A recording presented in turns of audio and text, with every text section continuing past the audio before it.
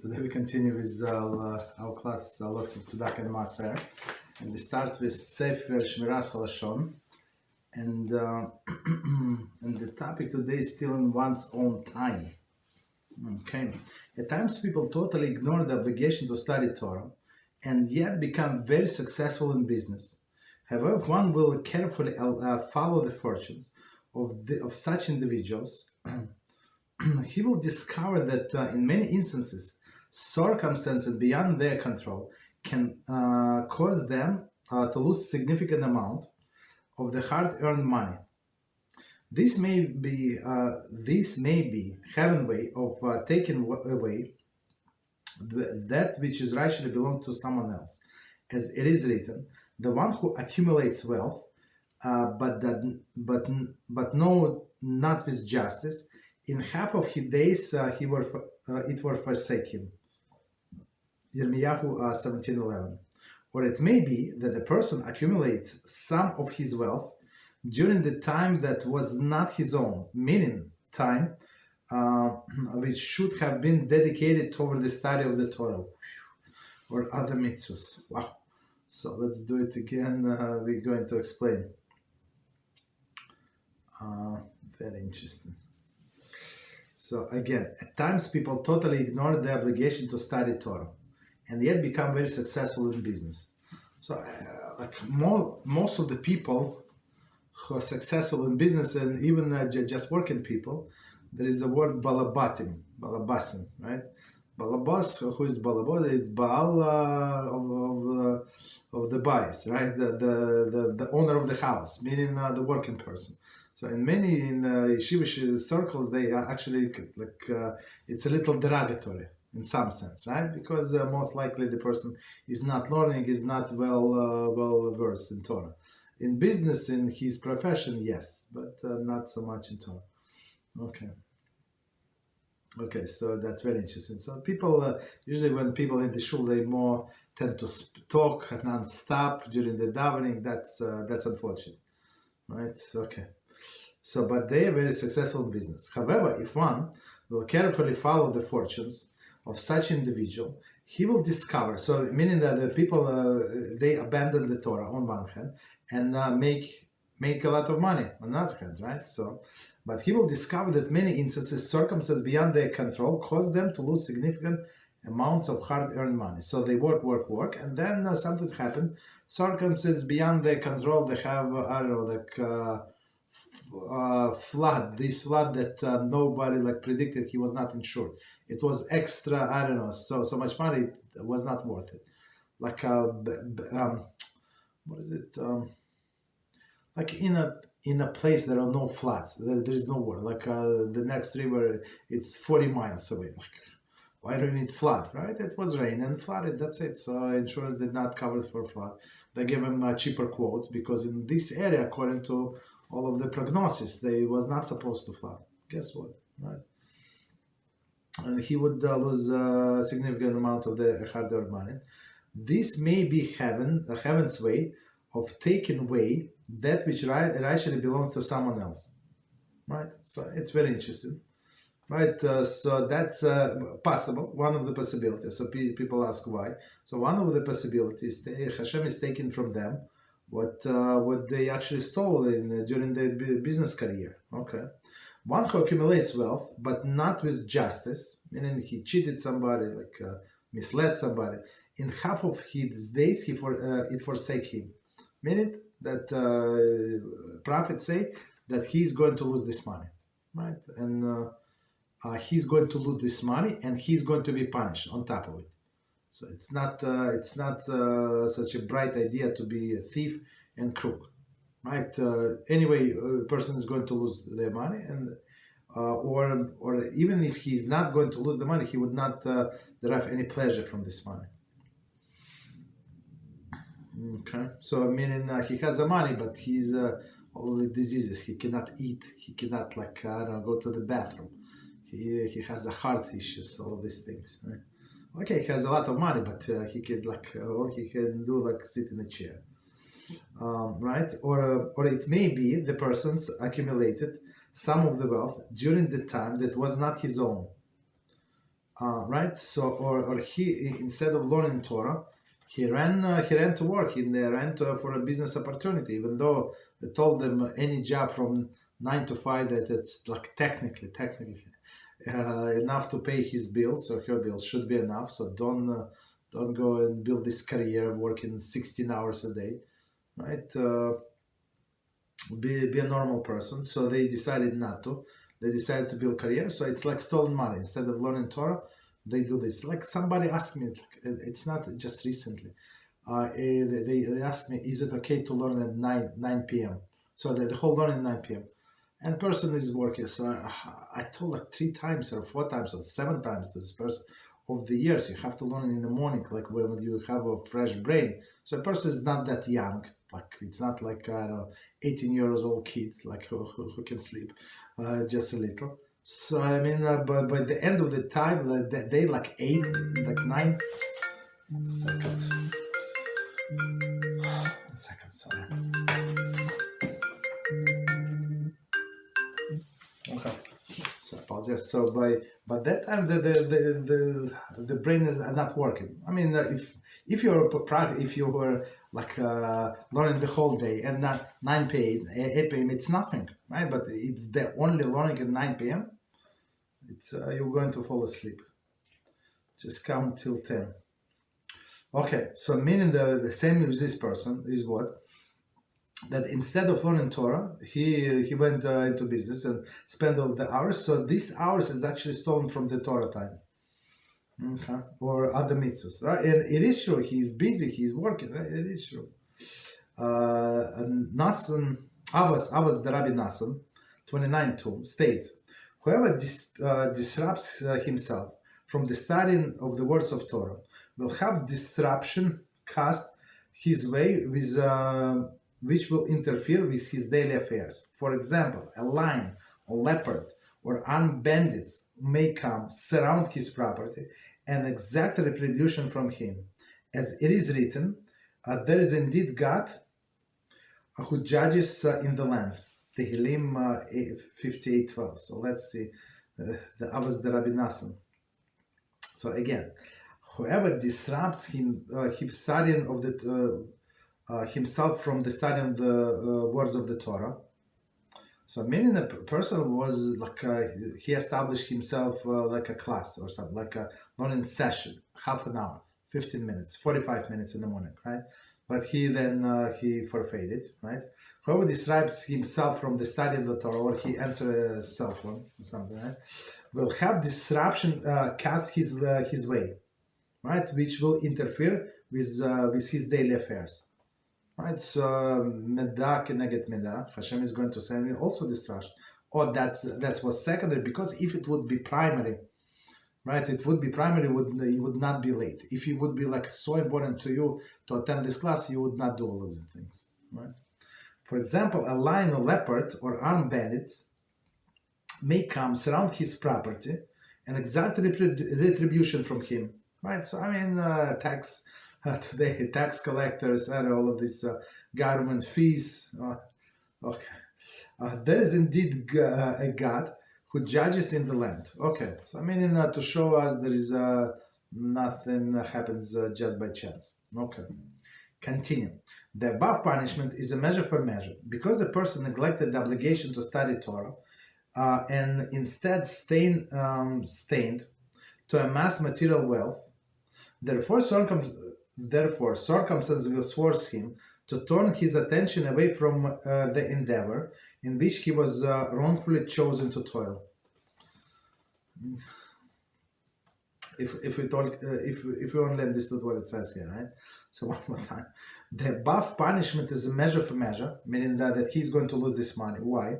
Because the person neglects the obligation to study Torah. So the main obligation why we came here to study Torah, right, to observe the mitzvahs, and instead the strain to amass material wealth. So he abandoned Torah, went to amass material wealth. Therefore, circumstance will force him to turn his attention away. So he could not like turn his attention away from this amassing of the wealth. So Hashem is going to find something, right? Suddenly nothing mattered. Okay. The sages state, if a person sees affliction come upon him, he should examine his ways. If he examines them and they're not lacking, he should attribute this suffering to the disruption of the Torah study. Brachas 5a. So it's very, very powerful statement, very famous, right? So our sages say, if you have some affliction, if you have something bad going on, like in our lives, right? So we should examine our ways, right? And so a person who should think, like, what this punishment that I'm going through, like, what is it connected to? So as I said many times in my life, it was so simple. Like, if you were just honest with yourself and you analyze your life, it's so clear. I mean, I have issues in my life. It was like, it took me, I don't know, like few hours. I knew what is exactly I was doing wrong, and it was very simple, like very, very simple, right? But if a person, for example, he or she examined their life, and let's say such a great tzaddik did not find anything wrong, is it possible? I don't know, maybe, right? So then you have to attribute it to lack of the Torah study. That's it. Okay. Not lack, apology, disruption of the Torah study. So did not study as he was planning to. In conclusion, the world and its fullness belongs to Holy One, blessed be He. He fashioned all creations for His honor, as it is written, all that is called by my name and for my honor have I created. Sorry. Yeshayahu 43:7. Therefore, one who seeks a life of fulfillment and tranquility should heed David's call, trust in Hashem and do good. Okay, one more time, and we're going to explain. In conclusion, the words that the world and the fullness belongs to Holy One, blessed be He. So everything in this world belongs to Hashem. So a person who is think that if I'm going to study more and do more mitzvahs, and because of this I'm going to be lacking, my family is going to starve, he or she is a simple heretic, right? Cannot be. We said in Berchas Amazon that I was young and I was old, and I see, like, how does it go, like a young lion searching for food, but a righteous person never lacks, never. Now Hashem is going to provide, and maybe it's not going to be right away, but on time that you're never going to starve to death. You understand? And you're going to have a place to live. Right. So that's what we have to do. Like we have in the front of our mind, not in the back, but in the front of our mind, always. And when we have that idea that Hashem is running the world and He's responsible for anything, and we don't have to do the calculations. For example, I'm in a situation that I'm trying to help. I mean, the situation as we saw it, like it's chances to succeed were tiny, and we understood, and with all of the additional information that were given to us, the chances is even less until the news came. Right, the one fact that we did not know, were not aware of. So somebody told us, and now everything is so bright. I mean, it's still can go bad. It's going to be decided this Friday with somebody very, very close to me. But there is the chance. Hashem, He's unlimited. Without puny minds, we're trying to calculate his ability, like what He can do, what He cannot do. Just stop it. So I said to that person, you must promise tzedakah. Person was reluctant. I said, I'm going to promise tzedakah. So I said, if this goes is going to result in a positive way, I'm going to do it. You do whatever you want. It's your business. I promise for you. It's very interesting. So we continue praying. Hashem has unlimited amount of ways. He fashioned all of the creations for His honor. Creations for His honor, as it is written, all that I call by my name, for my honor I have created. So Hashem created the whole world, right, for His honor, and He said, I don't need your little help to send you money. I can send you like you're going to be, I don't know, like street cleaner. I'm going to send you the money. Don't worry. Therefore, one who seeks a life of fulfillment and tranquility should heed David, right? And who says, David's call, trust in Hashem and do good. Okay. And Hashem is going to fulfill. Okay.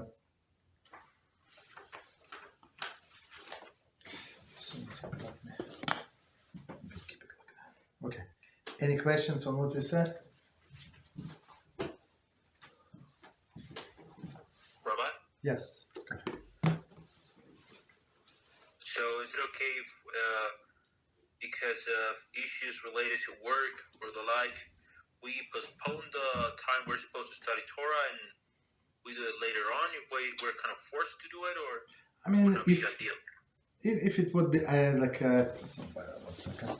If it is expected of us, like during the work hours, and some other people depend on us, and so of course we're not allowed to count on a miracle, but to work like extra days, like overtime.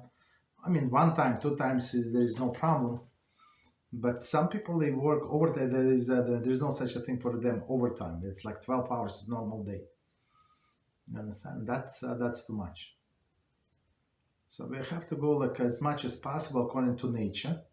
So nature is normal hours, so whatever is it. For example, in my company, at one point, I asked them, can they work less hours? I agree for less pay. You know what they told me? No, we don't have such a position. I think some company, they do have like part-time, but in my company they say a minimum is 35 hours if you want to be an employee, unless you're contract. And they were not looking for contractors. That's it. So 35, not 40, 35. Nobody would work 35 hours. Everybody will work more, but minimum 35 hours plus, I guess, lunch they gave. I don't know. 45 minutes for lunch or whatever is it. Understand? But so nobody's forcing anybody to stay over. So, but there are some people who stay like 15 hours or more. Like, I don't know, you come. I was coming for a morning support, like 7 by 8 o'clock or 7:30. I don't remember.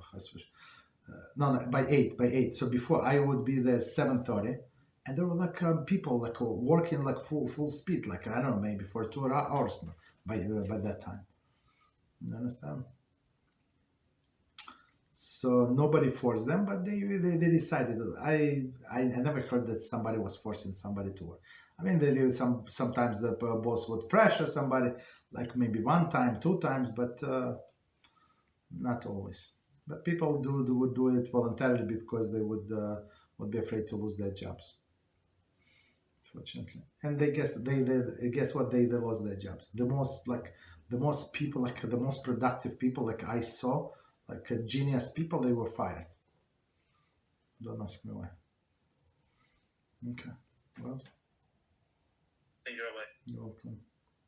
So in the case of someone that doesn't have like a steady schedule, for example, myself, I work from home. I do my stuff, but sometimes I'm told like, hey, you got to be at 7 o'clock shooting this video, taking these pictures, 6:30, 7 o'clock, and then I have to kind of skip 6:30 in the morning. Yeah. Okay. 7 o'clock or something like that. So I was thinking, so in this case, would it be okay to postpone the? No. In this case, you can postpone, but because you're going to do it after you come. Like you come home at 12 or something. So you can start it for 12, from 12 to whatever time. You understand? That's not a problem. We're talking about a person like interrupt and forget to add. Like I would burn from the shame this thing would happen to me. What's going on? Some people come late. So the place where I pray, they if you snooze, you lose. You have to be on top of your game, like you're the whole prayer, the whole prayer Shachar is prayer 35 minutes. 35 minutes. So you understand? So and some people come in these 35 minutes, some people come 15 minutes late, 10, 15 minutes late. Guess what? and they finish together with everybody, and they live first. How is it possible? How is it possible? Like, how is it possible to live first or with everybody else? Right? At least they should stay over if they skip some parts, like it says in Shulchan Aruch. You have to stay over. There is some parts of Psuki de Zimra that you skipped, some parts of Carbonus you skip. Okay, well, what could you do? So in order to start Shema together, Shmonesha together with the Minyan, we understand. But to live on time, so do it after. It's proper. You finished praying, you do whatever pieces, whatever you missed. But people just get up, dress up, and leave. It's beyond me. Understand that would be wrong. But if a person came late, for example, anything can happen. Right? People slept, did not feel well, kids, this, that, million things. Right? One time, 2 times, or whatever. But stay over and finish whatever you missed. That would be proper. But not cancel completely. Okay. What else? Thank you, Rabbi. You're welcome. There's a question on the board. It says, Shalom Kulav, I wonder how does this apply to women? Since women have no obligation for Torah study as men, if a woman disrupts her Torah study session, would she be punished? No, she would not be punished, but it's proper to before starting the learning session to have in mind, or even one time make this stipulation that I might get interrupted. So for example, in the morning class, I was expecting a very important call from, I usually postpone, but some people you cannot tell them what to do completely, and I needed that call for whatever reason. So I told people I apologize, before the class started. I said I apologize, but I might get a call. So no offense, but I would need to take it. But it would take. I'll make it short because this person, whatever. So it's going to take me I switched to another line, maybe 1-2 minutes. That's it. I'm going to ask to call him back, because otherwise it's some people are like wild cannon, they in a position of authority, whatever. But they're not. You cannot negotiate with them. You understand? But okay, that's the thing. So women, they're not obligated to study Torah on one hand, but they must know, right? And one book that I was looking over, so that's actually we got permission from Rabbi Reuven Shlita, and a few people already asked me. I got permission 3 years ago, just so you know. So I never had an opportunity, never had I don't know whatever I did not have. but somebody asked me. So I was reviewing this book, introduction. It's actually the laws of family purity, very important topic, and it says that men are relying on women, and women just go by hearsay, whatever she heard from rabbits, and basically nobody knows what to do, and it's like a landmine. You can lose everything, not just it's going to be it's going to splash with spring water in your face. No, you're going to explode chorus, and you would not even know to do teshuva. You understand? So, women do not learn because they would say whatever, right? They went to a color class for 7 classes. They were giggling all the ways, right? So one lady sent me text, not a message, and she said, "I love your classes because you don't do jokes." I said, "I try to do jokes, but just minimum, right?" Because she said she cannot stand all of these rabbits and they give class too much socializing, no actual content, 5 minutes Torah out of 45 minutes class or a 1 hour class. Understand? So women must know these laws, unless the husband are going to learn. They must know it. I mean, right? Even if husband learns, they also must know this. And kashrus. So many people are so ignorant, and they make fun of it. They know exactly zero about kashrus, exactly zero what to do in the kitchen. And not proud, but they think it's normal. Men who went to yeshiva, the whole system. Understand? So. So women, they exempt, but they must know. Okay. plus education. They must teach children, take care of the children. So father is making money, let him make money, right? And she must tell them the parsha, midrashim, all of the halachas. They're going to learn from the mother. So yeah, is she obligated? No, but on what level she must be? She must be on the level of expert. If you ask me, to teach others, you have to be expert, at least like basic things, even kids, right? Okay, what else? Thank you, Rabbi. You're welcome.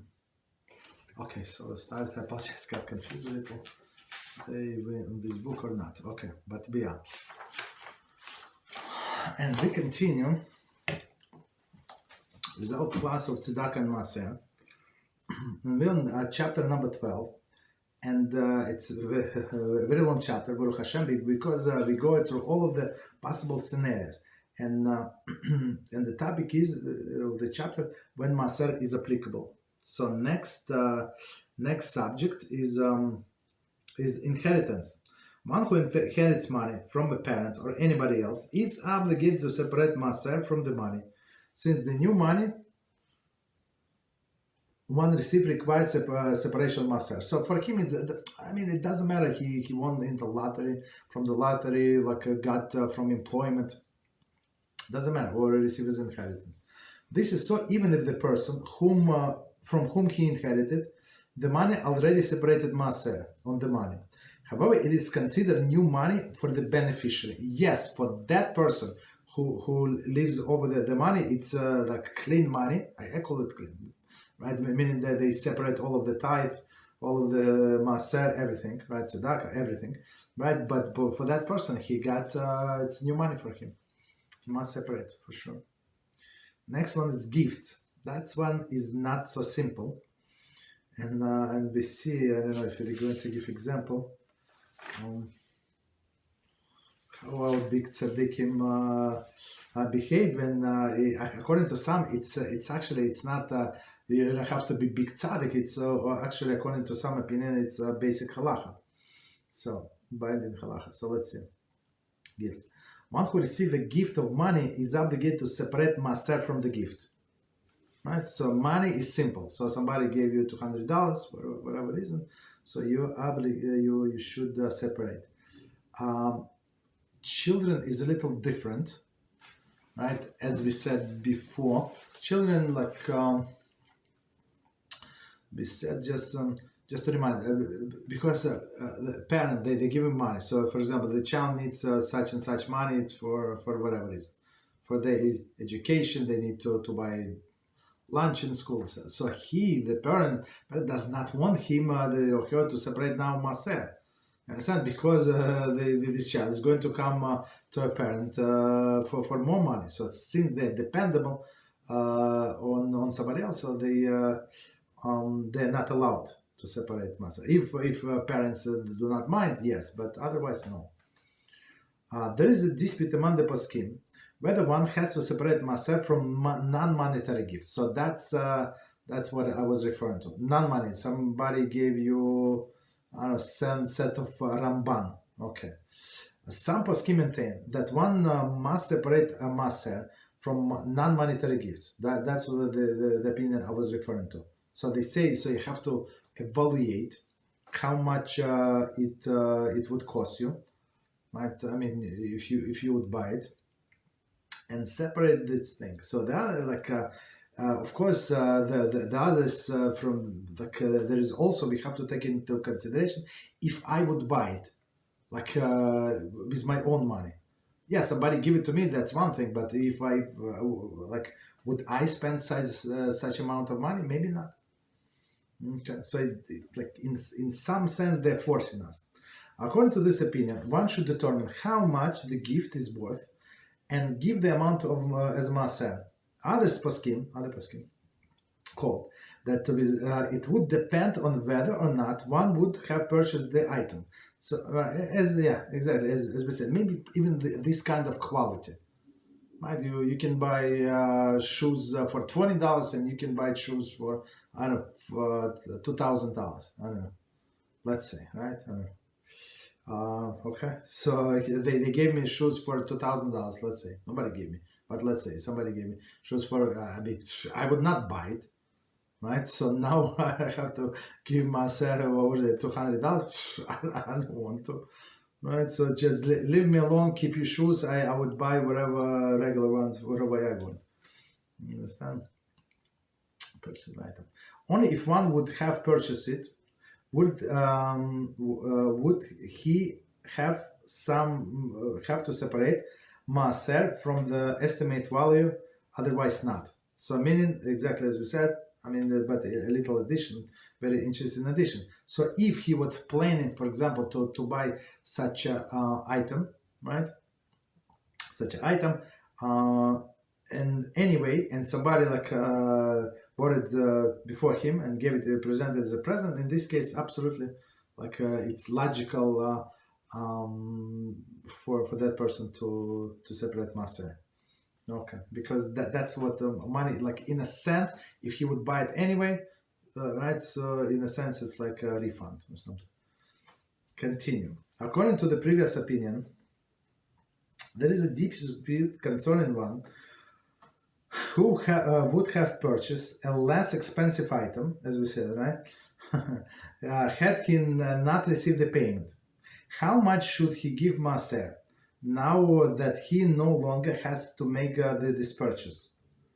Right, exactly as we said. So they offer him, they give him the shoes for $2,000, let's say, right? And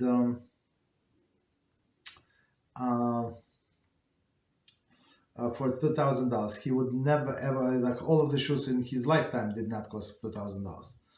You understand? So, and if he regularly buy $40 shoes, let's say, right? So how much should I give? Okay. Some poskim maintain that he should estimate the amount that he would have spent. So that's $40, let's say, which he is now saving, and give Maaser from that amount. For example, right? For me it makes sense. So if I would never ever buy such a shoes, so don't push me to give such a big Maaser. You make me to lose. You make it lose. I don't know if they're going to last such a long time. I don't think so. Maybe, I don't know. For example, if one would have purchased stereo for $100, it's an old book, and then received stereo gift as a gift for $250. He should separate Maaser on $100, right? That he would spend. Okay, so that's very simple. So he was planning to spend 100. They give me as a gift something like that 250. So he should give the Maaser from 100. Very simple. Other poskim hold that one should estimate how much the more expensive item is worth to him and give Maaser on that amount.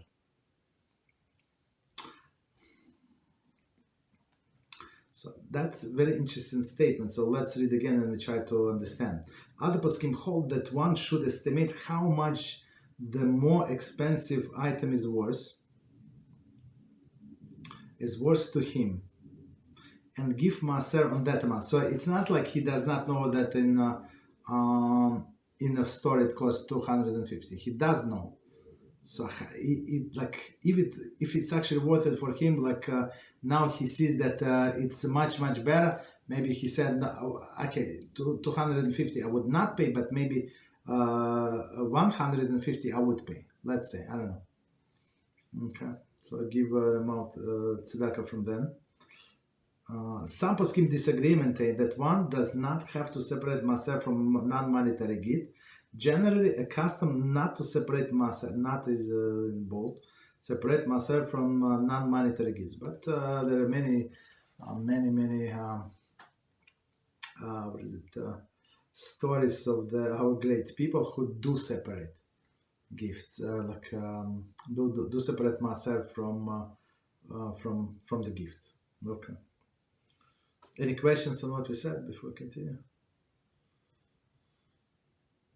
Rabbi? Yes. Questions? So, considering usually we're given gifts many times that we don't need, if we take this gift and turn it into money, we sell it do we have to give Maaser from this money? Yes, from this money, yes. But if just somebody gave you a gift and you don't need, so I always ask people, don't give me gifts. I don't need them. I have everything. So, like, please just give it to somebody else. You would spare me because I would need to find somebody to give this gift. You just please.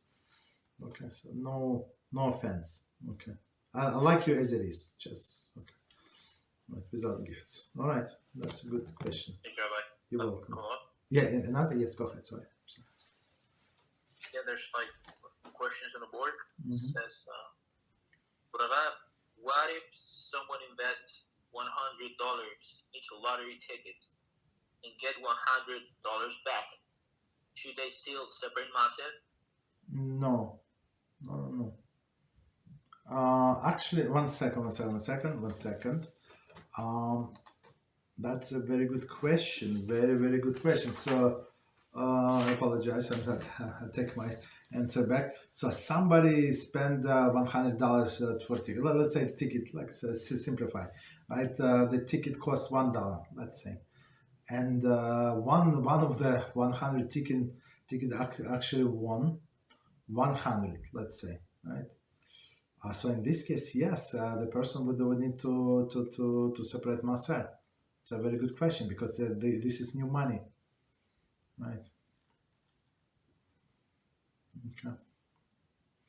And they say it's proper. It's proper when somebody there is a raffle in some religious organization, something like even if you want to give this 10% to that organization because they raising money. So don't be cheap. I mean, it's not obligation. It's just like advice. You don't have to do it. If you don't want, don't have to do it.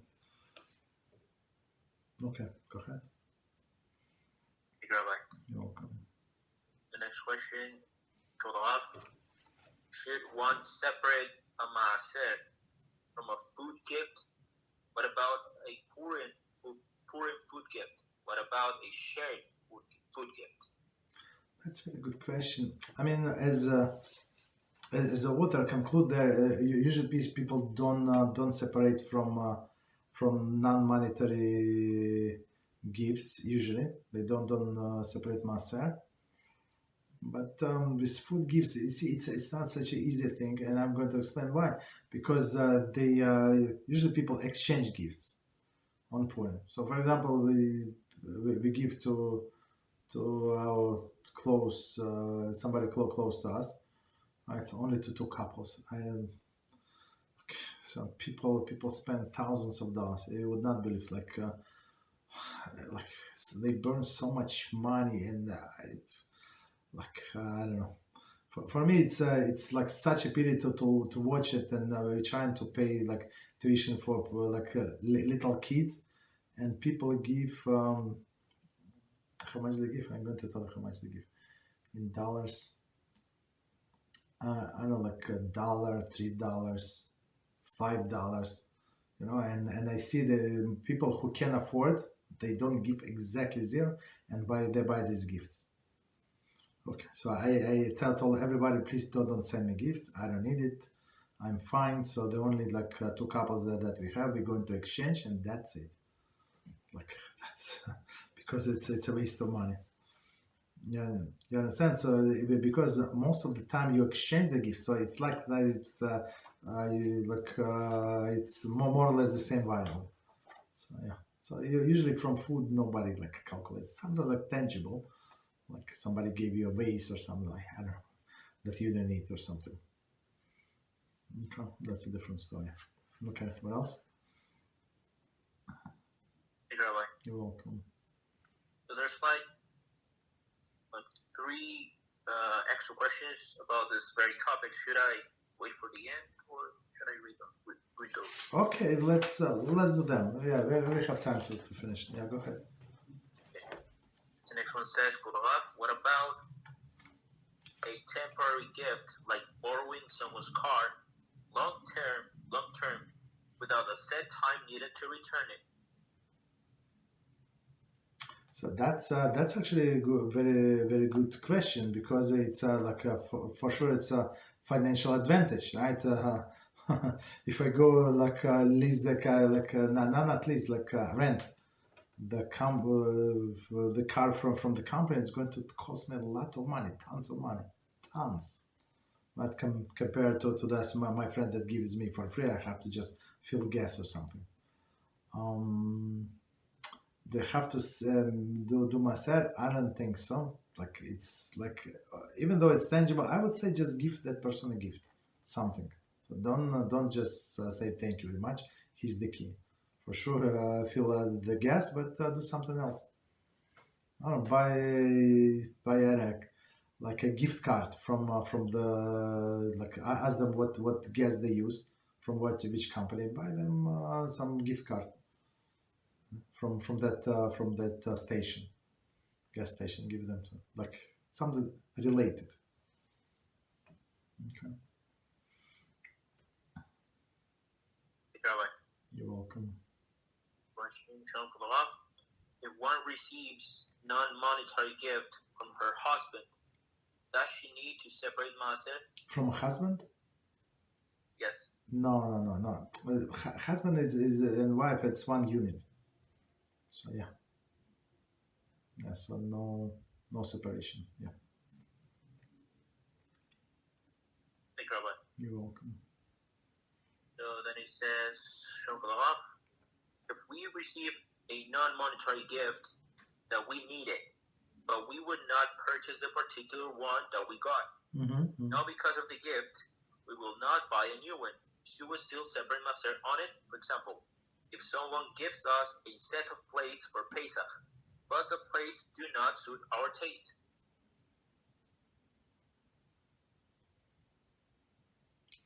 I apologize. With this example, I didn't get the question. So person needed the plates, but he got or she got the plates not according to their likings. Correct? But they would not buy such a plates. Is yes. It? I mean, the person would need the set of plates for Pesach, but not those particular ones. But I guess the question is, are they going to buy different ones? You understand? So that's the bottom line question. So if it's basically if this gift is useless or not, you understand? Okay. Yeah. So no, our friend says no, because of the gift, we will not buy a new one. Oh, okay. Yes. So yeah, you see, that's a very smart question. Yes. In this case, I mean, if you agree to settle to whatever they gave you. So yes, in this case, you would need to separate Maaser. If you go by the first opinion, by the poskim said that you would separate. So that's why like unless you know somebody's taste, like or even approximately like don't give gifts, right? So for example, like some things like people buy like I don't know. Or, they do decoration like in a synagogue. I saw like one very important person, like interior designer. So I thought like after they finished the interior design, I don't know what I expect, but it's like off white on a white. Okay, I don't know like. I think a child would be more creative. You understand? But other people like it, like such a match. I said, match with what? I don't know. Like they like it, so the people have different tastes. You understand? So like it's better unless you ask the person, like show them a picture, not without a price, half a picture or something. They said no, this color never, or something. So don't do it. And don't force another person. So on the one hand, you give them a gift. On the other hand, like the person is forced. Not good. Okay, go ahead. Thank you, Rabbi. You're welcome. So on the question of borrowing someone's car long term, the friend says, what if it's a parent and they are not monetarily benefiting or depleting from the lack of car, except paying for the insurance for the car? would the borrower of the car have to account for the expense on the insurance they are paying? I would say it would be proper to reimburse at least for insurance, for a gas if they need, for example, if they like drove so many miles, they need oil change, so pay for oil change. I mean, I think it's normal. So of course, I mean, there is like a depreciation of the car, tires, other things also like very expensive. But at least if we just compensate, it's not a gift, right? Just compensate for obvious. Right? The obvious was the insurance. They were not using their car, so you have to pay them insurance. Right, gas and oil change. I mean, like, of course, if something breaks, we should fix it, most likely, unless it's very, very expensive. Like, okay, it's very interesting. We now learn in this class the law of the borrower. So the borrower is actually have the biggest responsibility. There are 4 types of shomers, of guardians. First is like free shomer, like unpaid, then a renter, then a paid, and then a borrower. So the paid one has the highest responsibility, because he has to guard whatever thing, right? Whatever we gave him to watch over. So if he loses or it was stolen from him, he must pay. If something happened like beyond his control, like the robbers came like bandits with knife and guns, okay, or it was fire started like from the neighbor's house, went into his apartment, burned this thing, of course he's not liable, right? But this guy, this borrower, like, because he gets all of the benefits and pays exactly nothing, so he would be responsible for many situations, like the biggest responsibility. You understand? So it's proper not to be a borrower, proper to put yourself in the situation of the renter. At least you pay some minimum things.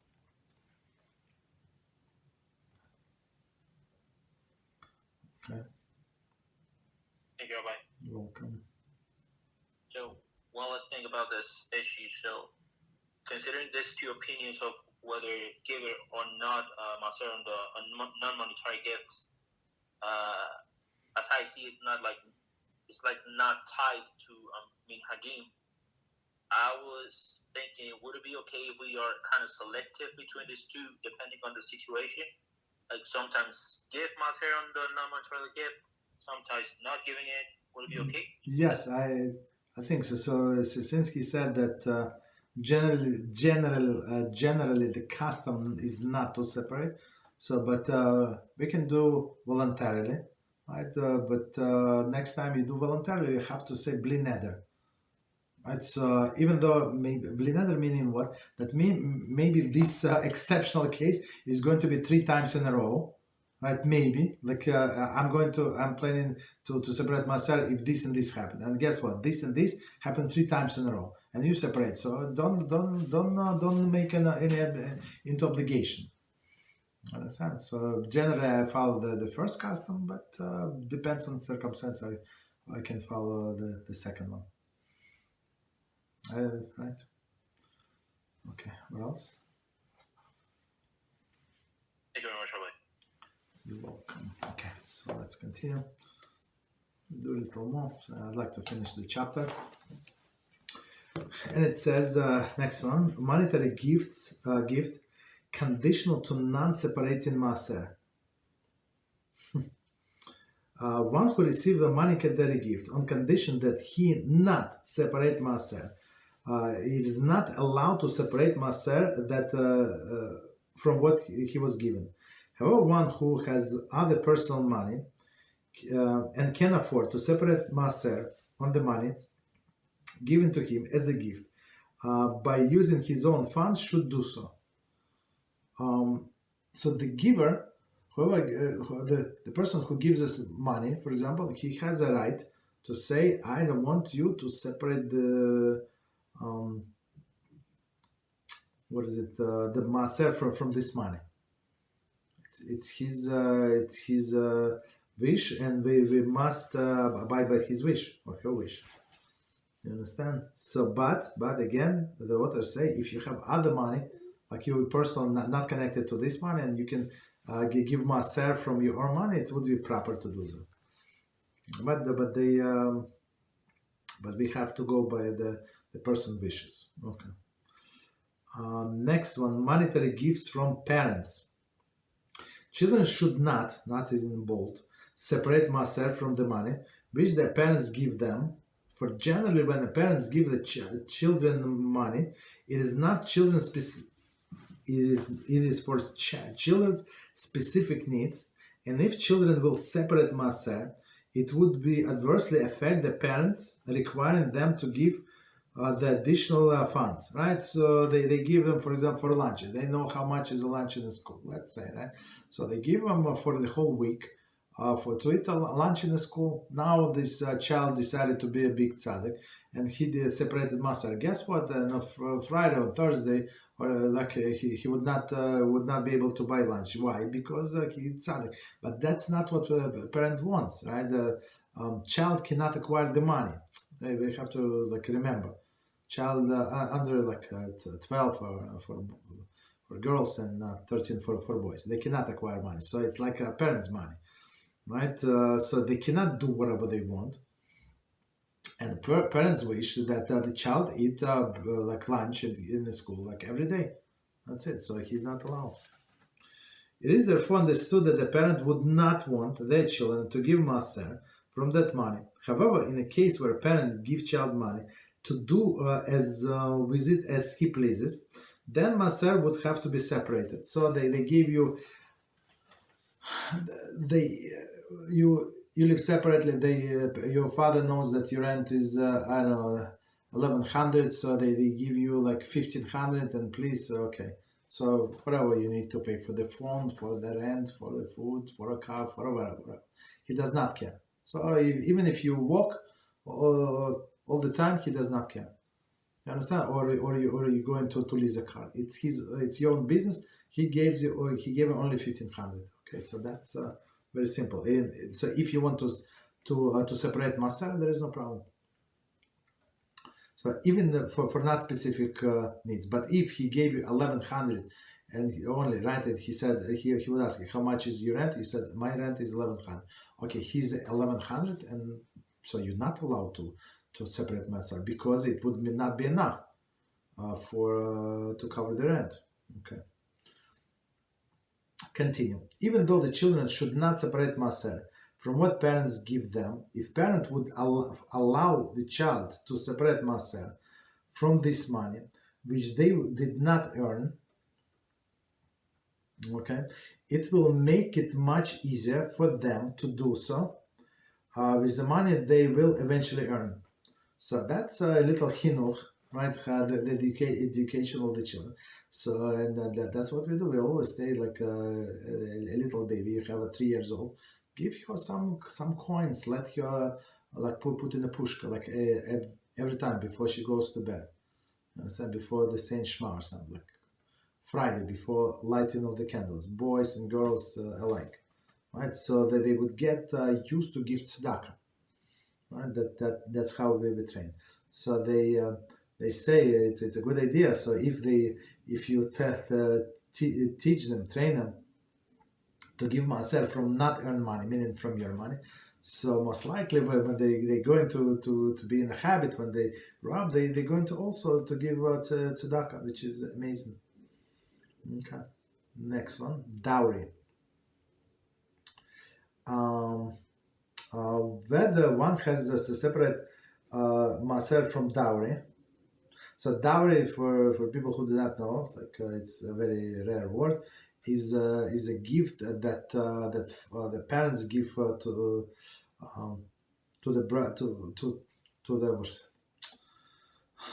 the groom, right, for the bride. So it's like dowry.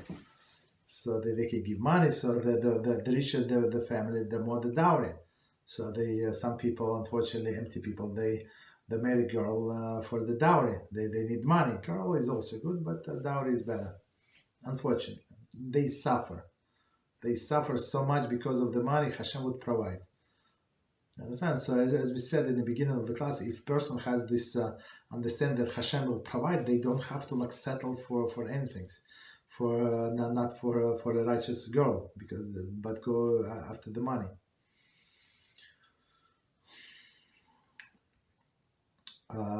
Whether one has to separate Maaser from the dowry, given one's parents. Oh, here we go. One's parents or in-laws. Parents, I mean, from the girl's side, right, or in-laws. Okay, if it's king, would depend on what the giver intention was. Right? If the dowry was provided as a part of the marriage agreement, whereby the marriage couple may use the money as they pleases, right, as they please. And not for the purpose of living expenses, then they would have to separate the Maaser on the dowry. Okay, so meaning if they gave him just money, whatever, just some of the money, do spend as you want. It's not a smart idea to give, especially young kids, this money. They're going to spend exactly as you said, the way they want it. Okay. Of course, the parents want to pay. All right, but not as the living expenses. I'm sure. Okay, right. Okay, continue. Of course, if parents want to pay the Maaser obligation and free the children from the responsibility, they're permitted to do so. Very interesting. So it's very interesting idea. So they if the parents know that the children would want to give Maaser anyway, so they say, you know what, we want you to enjoy this money, and we're going to pay Maaser. Just tell us what you want us to send Maaser, we're going to do it. So that's a very nice gesture. If, however, the dowry was given for the stated intent as assisting couple with a source of income for a specific purpose, for example, allowing husband to be able to learn and study in school, free of financial concern, then they would not be required to separate Maaser from the dowry. So meaning they gave him for a rent, for food, and a little extra. Right? So in this case, absolutely not allowed, because parents already calculated how much you need, and they give you for living expenses. So you're not allowed to spend on anything else. Okay. Even the couple want to separate Maaser, they may not, since it will be adversely affected their parents, and it is understood that their parents would not want them to do so. Meaning now they're not going to have enough, right? And they would instead of learning in whatever they do, right? They would have to go back to work. So what was the point? Because a few $100 that you decided to give it as Maaser, and now have to ruin the whole thing or ask the parents for more. So it's understandable that parents would not want you to spend this money. However, they would be required to separate Maaser from any interest earned on this money. So that's a separate question, right? Interest, if they write, it's going to be new money. I'm not sure today. I'm not sure where you have to and how much you have to invest to get interest. Combining assets from marriage. When the man gets married and he and his new wife combine their all monetary assets, he would not be required to separate Maaser from his wife's money, provided she has already separated Maaser. That's a very interesting case, right? So some people actually combine assets, some people don't combine assets. So I mean, sometimes the other one of the sides is not very responsible with money, so it's also possible. So don't put the stumbling block in front of the blind. Okay, so don't combine it, but in some cases. All right, but if they combine, so even though in some sense, the man is going to be in charge of this money anyway, he's not obligated to separate. For him, it's new money he did not have, whatever she brought into the marriage, but he's not obligated to separate Maaser. Okay, so we can stop here. So next chapter, just introduce deduction from Maaser. Okay. What else? Okay, I apologize. Any questions? Go ahead. Rabbi? Yes, go ahead. There's some questions on the board. Mm-hmm. It says, if there are family rules for the kids to earn money through doing housework, do they need to separate Maaser for that? No, they're kids. They're not obligated to send. And then plus the parents would not want it, most likely. Okay.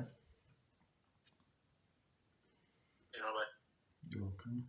Next question, I wonder how does separating Maaser applies to converts?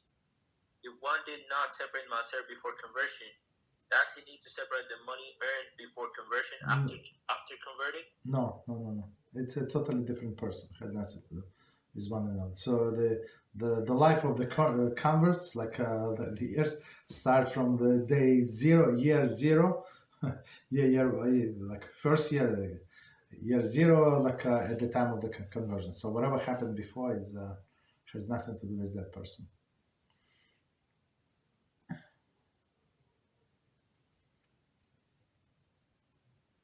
Thank you much, Rabbi. You're welcome. Okay, so we have some questions that are off topic that were put on the board before the class started. Okay, go ahead, please. So the first one goes, off. Is it allowed to sweep wet/dry mud from an indoor floor on Shabbos? What? Could you say it again, please? I didn't get it. Indoor. So indoor they have mud maybe from shoes. Okay. Let's say it's wet mud. Is it allowed to sweep it? Is it the question or no? Yeah, it says sweep wet/dry mud, either wet or dry, from an indoor floor on Shabbos. Okay, so let me, if I understand the question correct, I'm going to answer the question a little later, but just a background.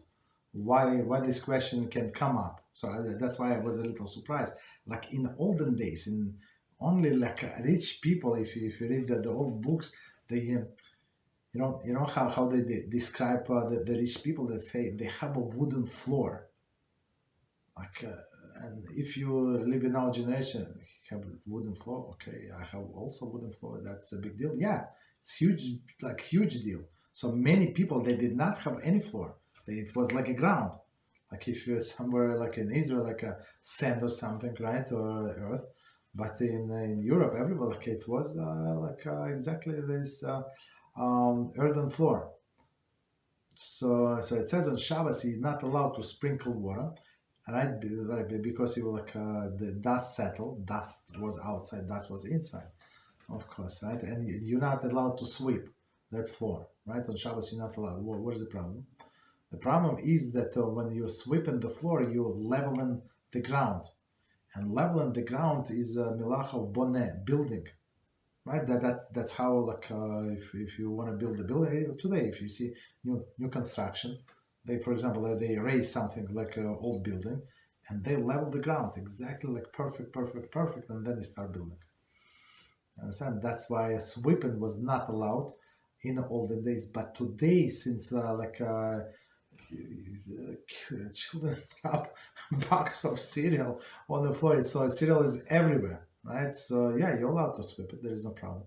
Why? Because you're not going to level your floor. You have tiles, or you have parquet, you have linoleum, whatever floor you have. You're not going to level it with your broom.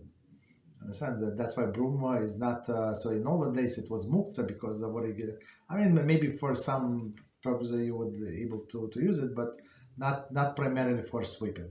Let's put it this way. But today we can sweep if we have dirt.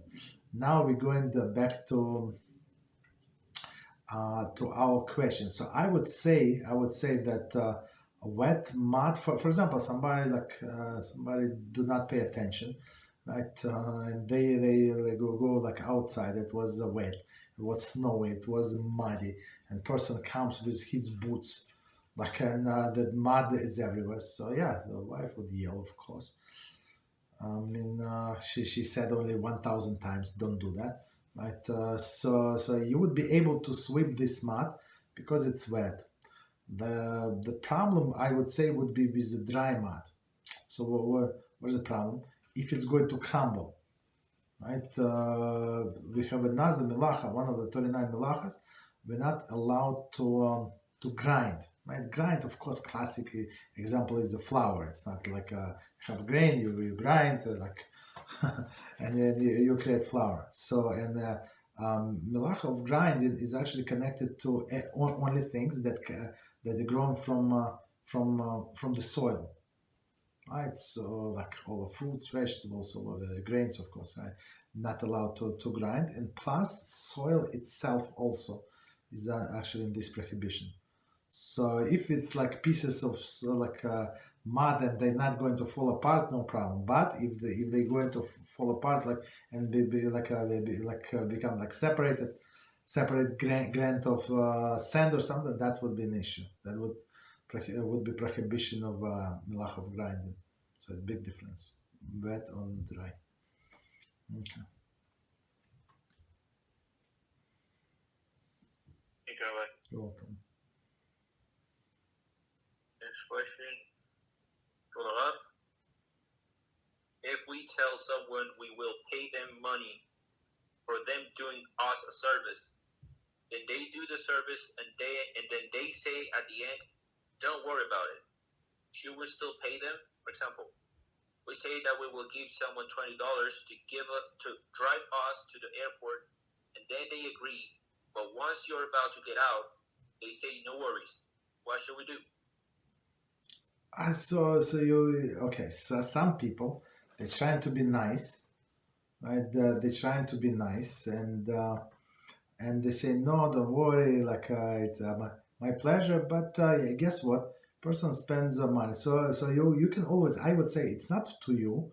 It's for a guest. Please have like feed your car on me or something. Like give you like on me $20 just for guests compensation. So it's not payment. It's just for you not to lose, right? And that's it. But so I offer second time. One time, some people like they shy, but if you offer the second time and like a little more persistent, they would take. So it's proper to pay. Like maybe make a joke, as I said. Yeah. Because if you would take a taxi, it's going to cost you 3 times more. Right? Or, I don't know. Uber.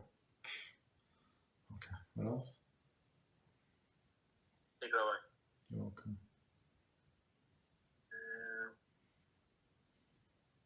Shalom Aleichem for the Rav. Thank you for the Shiur. Question: what's the maximum amount of time someone should spend on leisure activities like practicing an instrument or gardening? Okay, that's a very good question.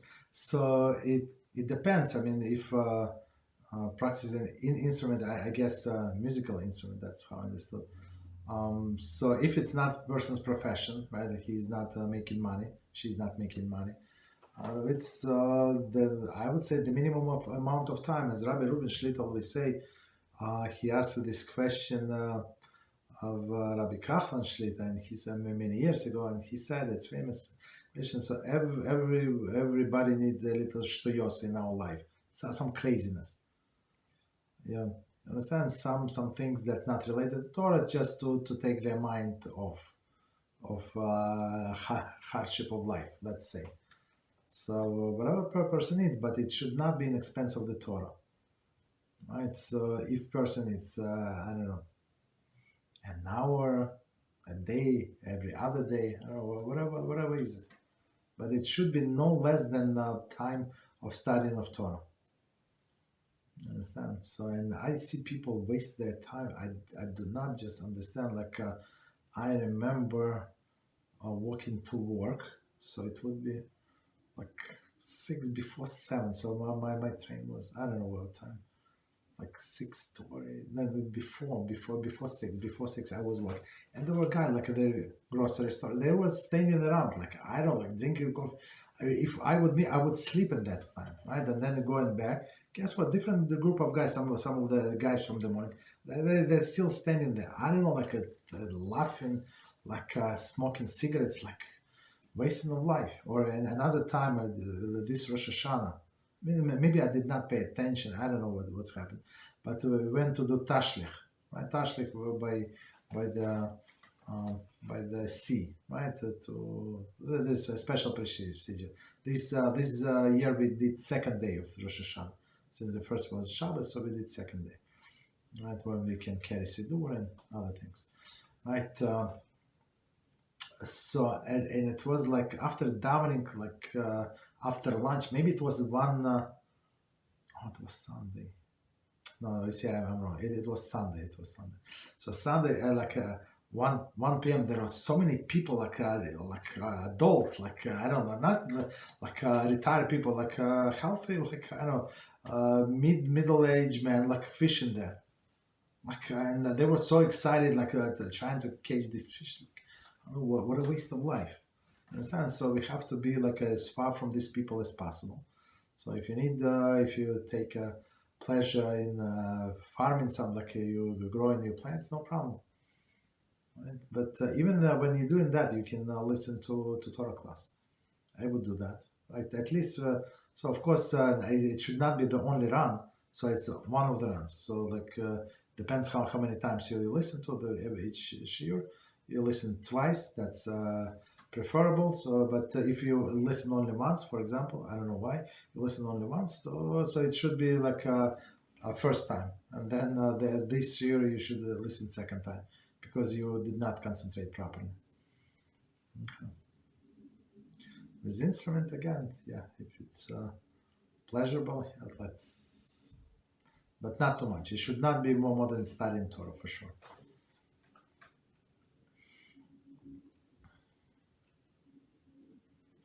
Okay. Thank you, Rabbi. You're welcome.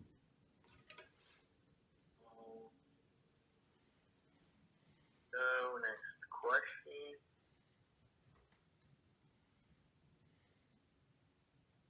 Okay, I think. Okay, this is like a second part of the question our friend asked about Maaser before and after converting. Mm-hmm. Okay. Mm-hmm.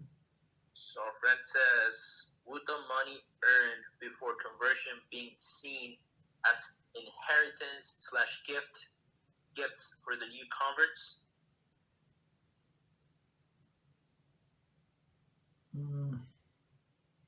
That's a very good question.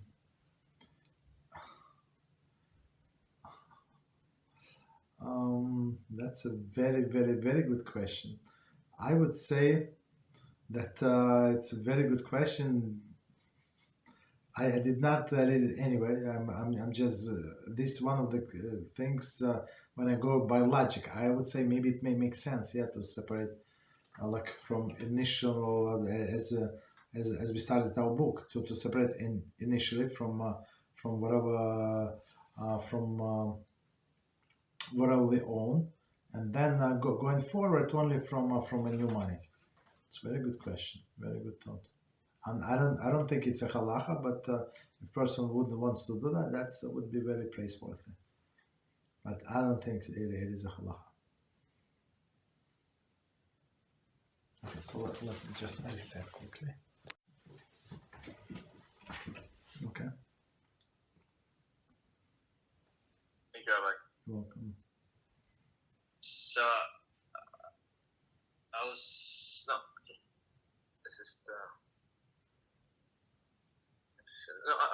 wondering. So I mean, I know a lot of people have done it throughout history, and this is perhaps going to sound like dumb, but considering the person is a completely new person after converting, what about like his possessions? If he's a different person, like what about his money, his assets? Like considering everything has like a spiritual counterpart, which is connected to the person himself. So what about these things? I mean, do they belong to him still, or?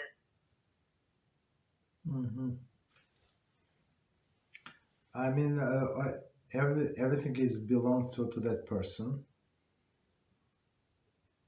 Everything belongs to that person. I had some idea, it slipped into my mind.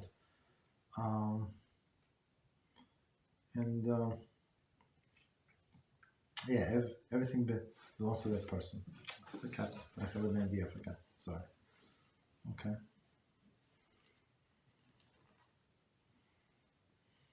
Thank you, Rabbi. You're welcome. So it's like a circumstances. I guess we can consider it to be a circumstances that the person was put in, right? Like a family or something.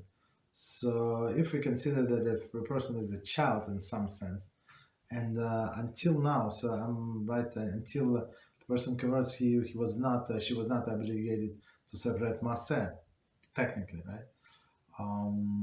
Because it's like Jewish Mitzvah. So if they were not separated before that, even voluntarily, so after conversion, it would be proper like to consider it's a new money and separate. Or if not, it's also fine. I think like you can argue both ways.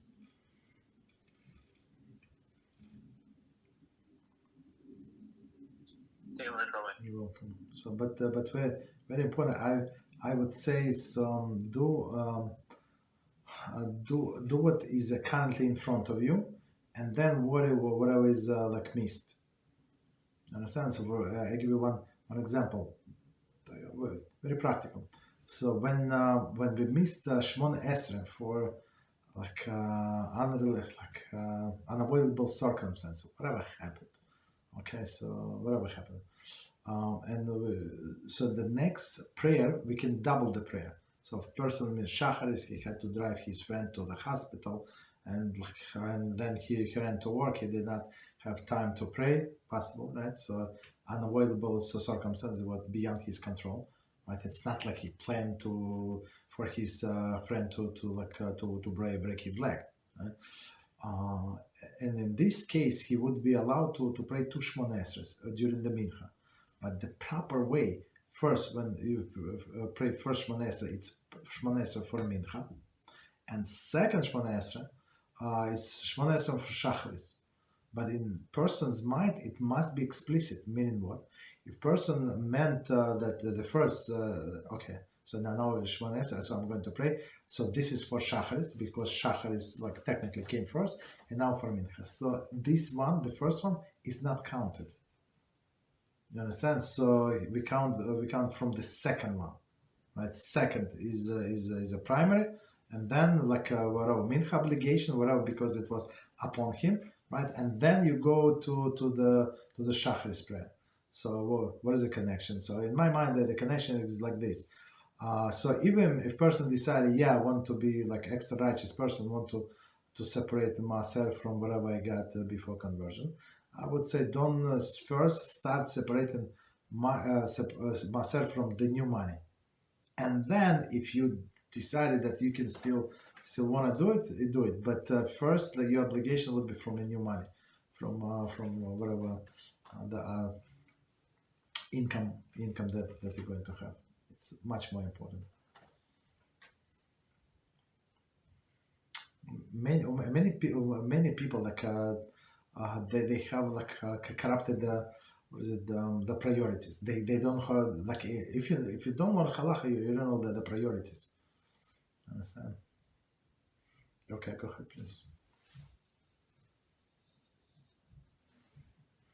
Thank you, Rabbi. You're welcome.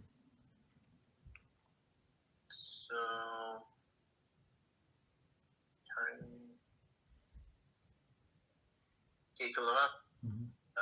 next question. Does one pay Maaser on tax returns? Tax returns, no. The tax return is from your own money, whatever you overpaid, right? Unless it is like during the coronavirus, here, right? We have this government, whatever, some package, whatever, the $2,000 per each person, or whatever, like if you're an employee, I don't remember, some $600 for an unemployed, like extra. Right, so this is new money. It's not like you paid. So for this, you would need to separate Maaser. But if they gave you, like if it's a regular tax return, so I paid, let's say, I don't know, 15,000 in taxes, and they calculated that I overpaid the city tax. No, I underpaid. I never underpaid. So I have accounted. He is always very strict. So we overpaid, and but because they actually can give you a fine, right? So if you say no, I'm going to pay extra, like that. So they think like some percentage, like there is no problem. But if more, they can get fined. Like if you prepare to pay anyway, so just pay a little extra. Like you can select like how much to pay a little extra, and then that's it. And that's it. But so for example, if you paid $15,000, let's say, in taxes, and they calculated this and that, and that's no, you actually owe us 12, right? Okay, so they gave you $3,000 back. So it's not it's your money, right? It's like they borrowed from you and returned to you. Okay. Thank you, Rabbi. You're welcome. It's like in some sense like borrow. Maybe it's not like they made a mistake that you overpaid. Like you went to a store and like it was one price. And guess what? Sometimes like the guy who takes to put prices, he put a wrong price. Like he was talking on the phone, right? And doing the price. So and you gave you $5. They say no. And they say it's actually $2, for example, right? So it was not your intention. You saw you saw $5, so you gave $5. It's actually $2. No problem. So it's something like that in taxes. Okay. Go ahead. What else? You're welcome. For sure. So the love, is one allowed to have an electric cleaning robot like a Roomba run during Shabbos? No, on Shabbos, no. It's not allowed because of the noise that it does. It's even though of course you program it before Shabbos, but the noise is a reason not allowed. So on Shabbos we don't make a noise, and the famous example would be from Gemara. So it says that is it allowed if you have a meal, right? So in olden days there are two kinds of meals. One you would put like on a hill where it's like windy and it was like spin. And the second one you put next to the brook or something, like next to a river, right, or spring, and it's going to turn, the water is going to turn the wheel. Right? That's so, and the water is going to turn the wheel regardless whether it's Shabbos or Wednesday. It's irrelevant. So the question asked if they put like this grain, right, these seeds like grain. Into the mill, right, and put the sacks or whatever the collection area, whatever container under it, and let it grind. Let it grind. So how long does it take to grind? Let's say it's 5 hours. I don't know. I'm just making up. I have no idea. Right, 5-6 hours. So they did in order this not to waste time on Shabbos. So they like the last batch they did like 20 minutes. They loaded everything. Forget it all. 2 hours before Shabbos, let's say 2 hours before Shabbos, they left it and went home. So who is in the middle? Nobody. Like are they doing anything extra? No, the wheel is turning from the current of the water. It's nothing is going on. But since the people they hear the noise, something is going on. Like it's not normal noise, like when it's like nothing, like it's empty. No, it's actually grinding. So people would say that he's actually there and he's working, he's grinding on Shabbos. So that's why they forbid us to do that. In a sense, all of the noise. So if people can hear, they say, yeah, they just started it. Maybe they programmed the whole week at 6 p.m. or 10 a.m. to go. No, the Roomba, this little Roomba to go everywhere. No. So that's why they just turned it today. So it's like my sign, like the way I see, meaning the way I see like an expression, because they might suspect that we do something wrong. Right? And making noise also. Okay. Rabbi. You're welcome. A friend says, for the love regarding making noise on Shabbos, does that mean we cannot clap or stomp when singing? That's a very good question. So let me go like a step back a little. So some people told me they did a renovation in the house very, very, very nicely, and they say we did a Shabbos bell. Like I said, that, but the noise is forbidden on Shabbos. They said, no, it's not. What we do not know. We did a knocker, the door knocker, like a metal thing, and they knock on the metal plate. So I said, it's also forbidden. So all of these instruments that were made for making noise are forbidden, like special instruments. So this knocker, door knocker, is for sure is a special instrument. If you knock it with your hand, there is no problem. It's not a special instrument, right? So the thing is, now we're going to stamp in the feet and clap in the hands. So it's not such an easy thing, because many poskim actually forbid this clapping of the hands, especially for by the way make a rhythm like a music. That's the problem. So just applaud somebody would not be a big deal, right? But many like against even applauding and even like clapping during the dance. But others like Hasidim more like they would clap and dance, so because they see it as an enjoyment of Shabbos. Okay, so you go to the community wherever you are. So in the house you can do whatever you want, but in the community you go and you do like other people do. So don't if nobody claps, you clap. And some people they clap like they go the third opinion. The clap is a shinoi, like this, like this they clap, or like this they clap, like something like different. Okay, but it's don't like it's one of the things.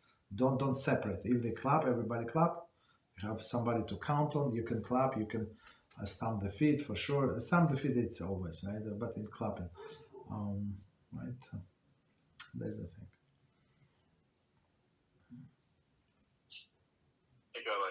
You're welcome. So, for example, I give you an example. So, in the shul that I go now, the people do not clap. So, I would not clap. There is always one clown that have totally don't hear the music. They will clap off beat. It's like so annoying. Like it's so loud. You understand? But in other shuls, when they clap, or when we used to go to Israel, to Western Wall, to dance Friday night, of course everybody would clap. Maybe not everybody, but I would me personally, I would pray only people who would dance and would make it very nicely. Okay. Thank you, Rabbi. You're welcome. Next question from Leib. Are we allowed to garden while listening to Shiur Torah? Yes, or is it? Sorry, no. Our friend says, or is it the environment not suitable to Torah study? As I said, as a first round to get lay the grounds of what we're going to learn later, there is no problem. It's not considered like something improper, unless there is like bad smell, I don't know, from fertilizer or something. There is no problem whatsoever. Right. So this dirt, like for example, your hands are dirty with salt. It's not considered to be dirt. Right? You don't have to even wash your hands. I mean, if you want to, like hygienically, yes, but it's not considered filth after which you have to wash your hands, right? So if you like scratch yourself like your shoulder or something like under the shirt, yeah, if you want to learn this class or whatever, you want to listen to a class, you must wash your hands. But if your hands are dirty in the soil, there is no problem. It's not considered to be dirt. It's actually, they say it's actually, I heard there is some like in psychology, it's very deep. People who from there is a great rabbi. I'm not sure if he's alive. Abraham Tversky. That is big dynasty, huge, like top rabbi, right? Tversky. So he was in Pennsylvania for many years, and he was like in rehab for alcoholics, like drug users. I think most of them non-Jews, but also unfortunately some Jews. And he actually said that there is one approach, and so he put psychology to get his professor.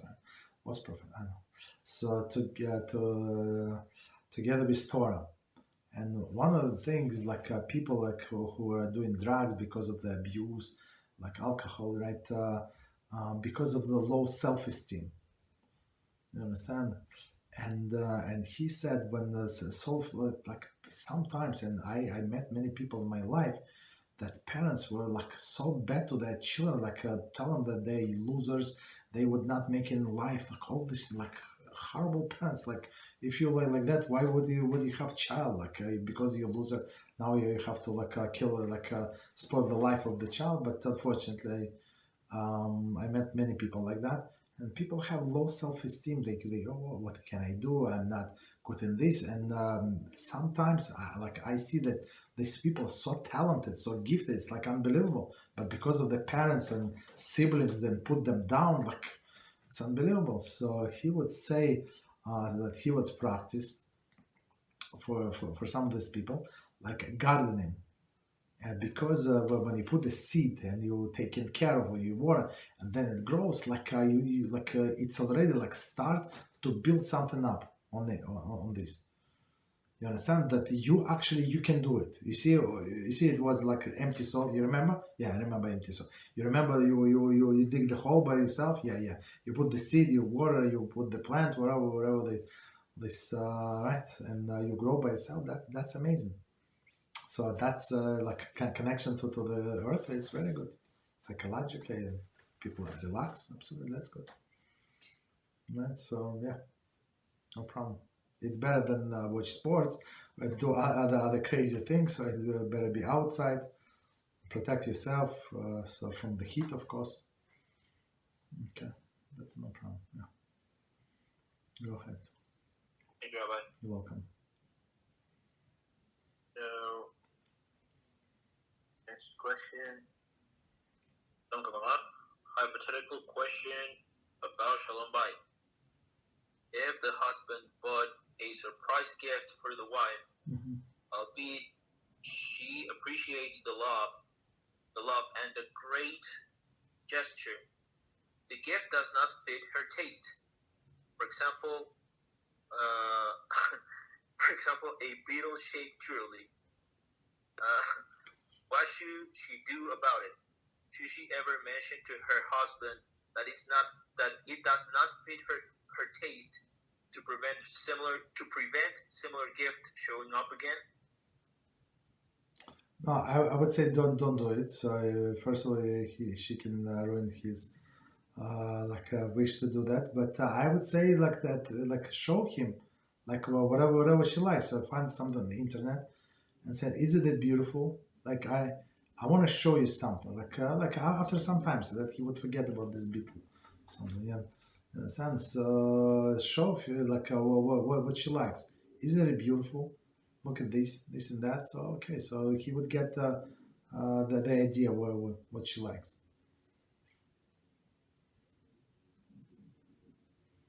Yes, I would not buy anything to my wife without her.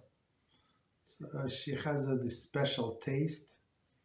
I mean, even though like I guess what she would like, but She has a special taste.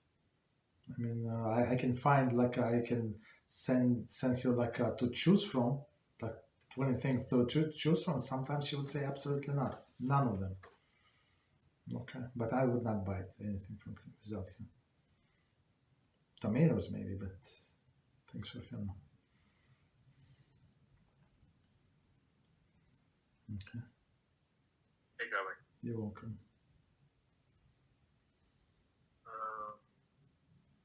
By the way, I was laughing because I kind of figured the whole scenario in my mind. It's not like, I mean, if someone's into little shaped jewelry here, that's nothing to do with it. I got nothing against it. Yeah. I mean, so. I mean, but people are different. But in his eyes, like she likes sparkling. Okay, she likes sparkling, but maybe not that much. Maybe not that. So I mean, right. So I mean, if she's a smart woman, she would make she's pretend that she did not expect. She completely forgot, and she would it was like she would like it is surprise. That's it. So he'll forget. If she's a smart woman, he'll forget after 3 seconds that she actually wanted exactly this piece. Okay.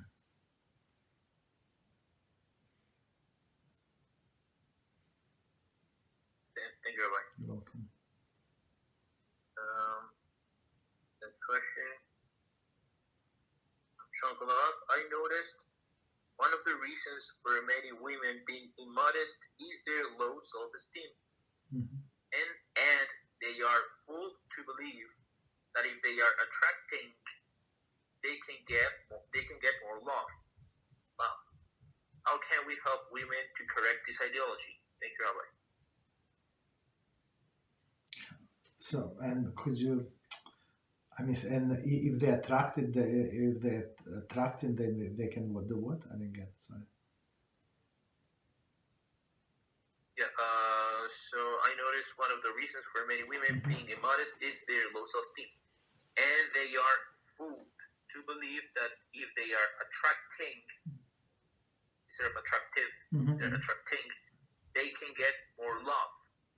Oh, more love. Okay, if that. I don't know. Yeah. That's. So how can we help women to correct this ideology? So I guess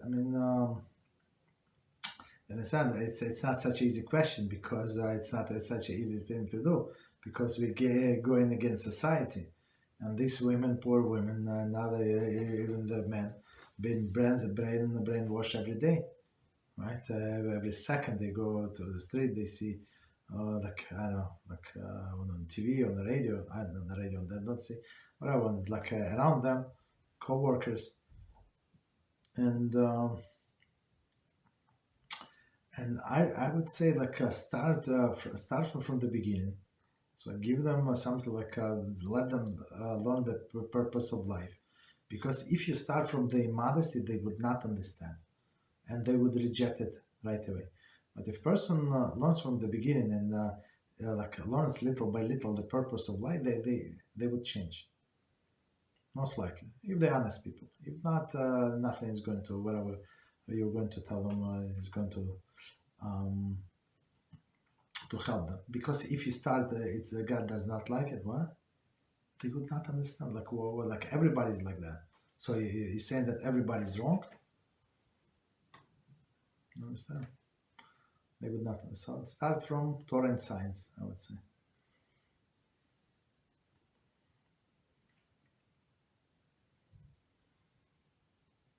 Thank you, Rabbi. You're welcome.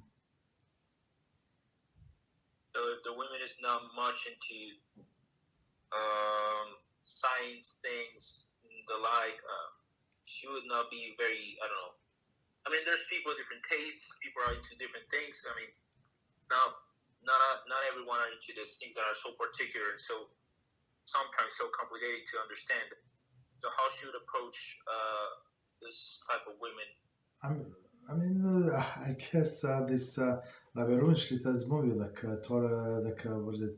Hashem took back his millions. It's a very emotional movie. So everybody would get it. Unless person is dead, so most likely that they connect right? There are many points where people can connect themselves to that movie, and like to some aspect, like they're going through the pain, they're going through agony, they're going through the depression in their life. So in this self-esteem, low self-esteem people, so as I said, I like trying to help some of them. Many times it's successful. I don't know, at least I see the progress, but how they behave with others, I do not know. But with some people, you have to build up. You just don't like start shooting from the hip, as they say. So for example, I was trying to help one lady. Baruch Hashem, got her separated. I mean, she actually separated from her husband, not husband, from Arab. She went to a different country and married Arab there, and then she ran away. And on the way, she started watching actually my short clips. Then we got in touch, and she asked, he's trying to call her. I was like, normal. Of course not. He's not a husband. He's not a father. Like, forget it. Oh, she had a baby. So she ran away like in the middle of the night with a baby. It's very interesting. So, but she was not up to there. But yesterday I asked her to remove the picture. It was like head. It's not like nothing immodest, just head. So I said, please remove the picture. And that's it. So I felt at the right moment. But if I would tell her like back then to remove the picture, maybe not. So again, it was only head, nothing immodest. So she removed the picture. No question asked. Understand? If it would be immodest, I would ask her right away. Right? So that's the way we have to like build the relationship up, and then see how it goes.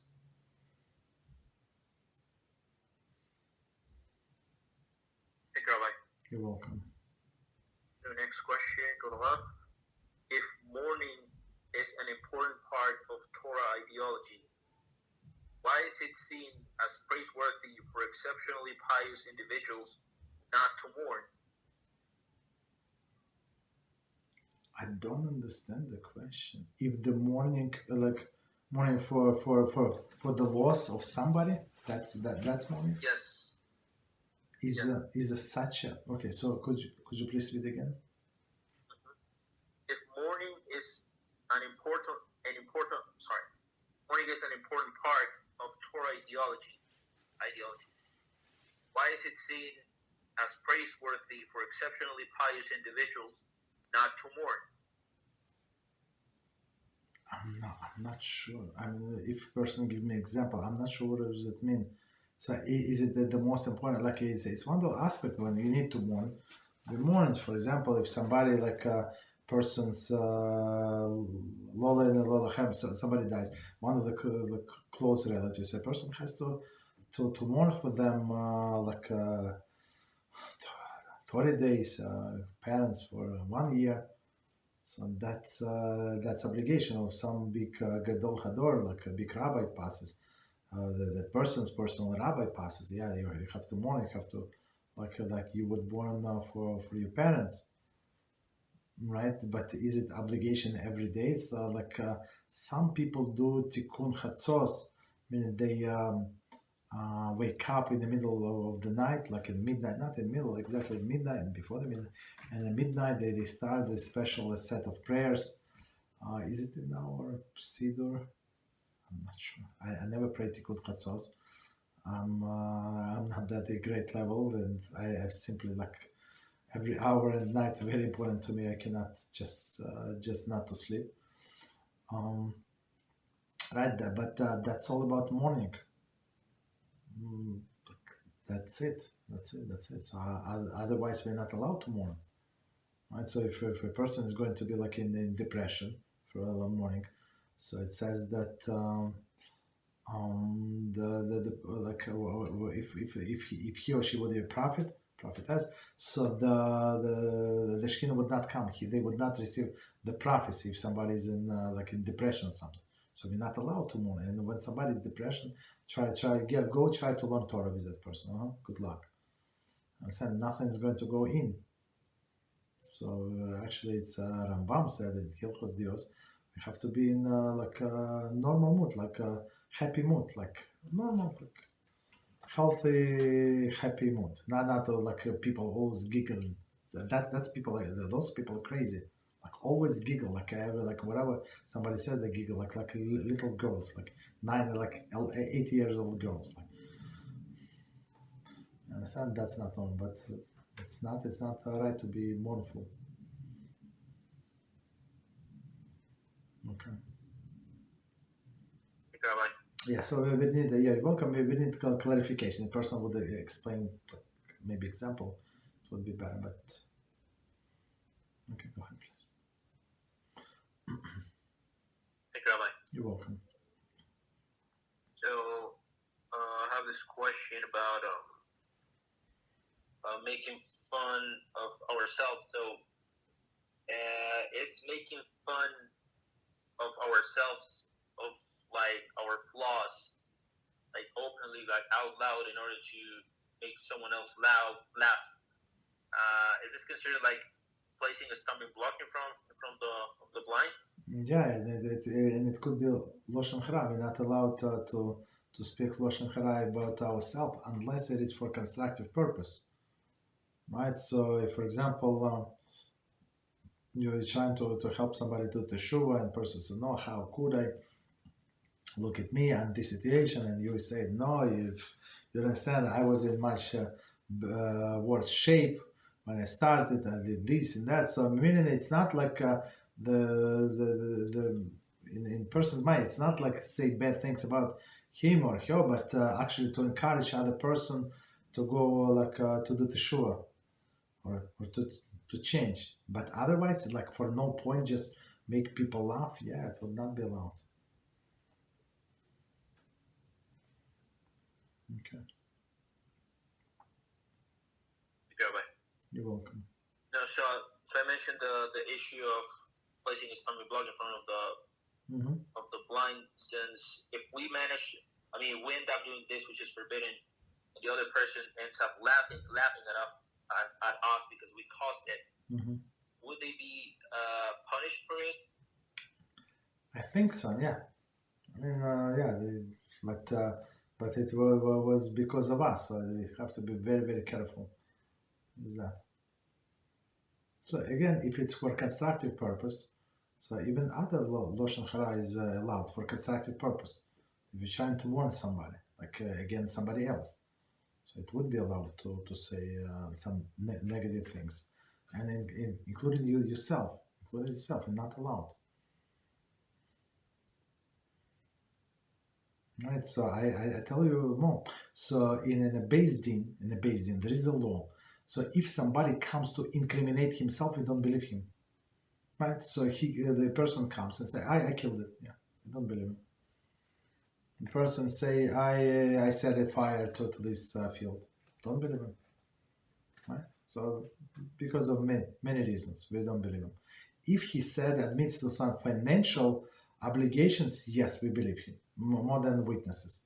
So, for example, witnesses said he borrowed from that person $200, but we saw that he paid back $150, and they said no, I actually borrowed from him $800, and I paid only $150. So even witnesses, we believe witnesses, right? But this guy overwritten the witnesses. You understand? But otherwise, like if a woman said that I actually had forbidden relations with this guy, we don't believe her. Right? Because there is the long list of agendas the person might have. Okay. So, but this person, so it's another stumbling block. What I'm trying to say, that person, yeah, this. What this guy told me about himself, so and he's going to believe us. That's the issue, right?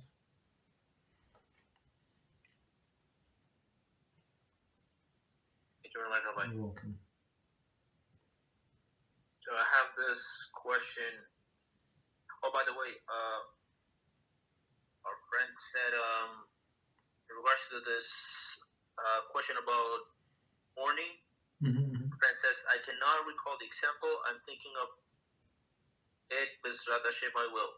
Okay, no problem, yes. Yeah, right. So, I was thinking, so do people that have this strong inclination to shed blood, and considering the seed of a man is considered the blood of a man within a man, and is compared to blood, I mean, one who sheds seed is considered to be a murder. Yeah. So it's people that have this inclination to shed blood, do they also have inclination to waste seed, like being promiscuous? Like I think so, a yes. lot of serial murderers that they're also very promiscuous people as well. So. Yes. That's connection, 100%, yes.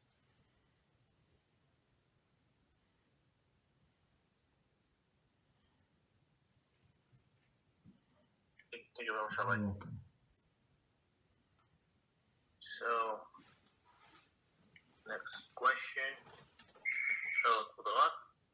If one is a buyer at an estate sale, where normally the objective is to empty out the house as soon as possible, and it's common practice to make offers far lower than the market value, is one still obligated to make careful evaluations of all the items he intends to buy before purchasing them?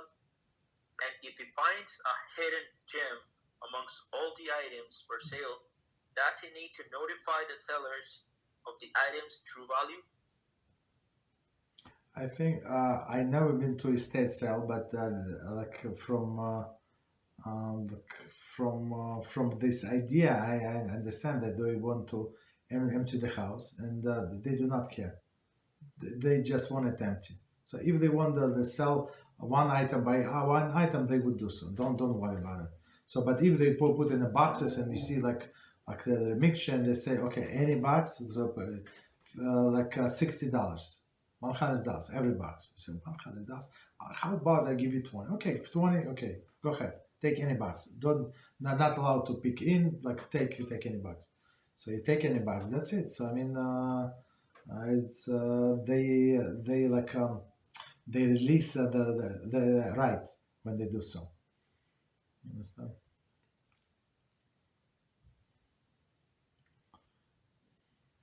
But I think it's worth it. Like I was like I thought about this estate sales many times, and it's worth it to go to this estate sale and see how much is left for after these people, and people and they value these things so much, and people come and just throw everything in the garbage, give it for pennies, like nobody cares, right? So maybe it's my personal idea. Some things I contemplate for a very long time.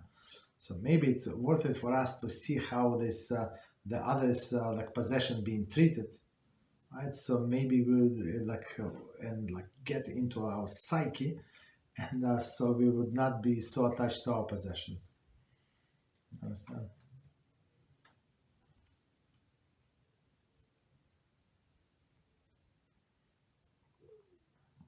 Thank you, Rabbi. You're welcome. So, next question, Shalom Kabbalah. I wonder if we have the lyre / harp similar to what King David had. One second, step back. If you have a lyre, like somebody not telling the truth, okay. No, lyre is a musical instrument. It's like a small harp.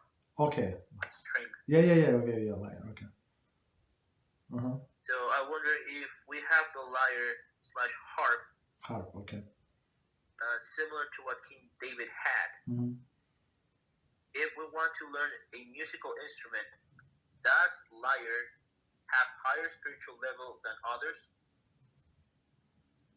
I'm not sure. I mean, all music goes spiritual level goes by the music itself. right? So it depends how the person plays. So it could be guitar, it could be drums even, right? Could be lyre or something else. So I never saw anything, but it does not mean anything. If any difference in the musical instruments, but always is close to the person's heart, right? Some people like this instrument, but I think some instruments are much harder to learn, unless you have a special talent.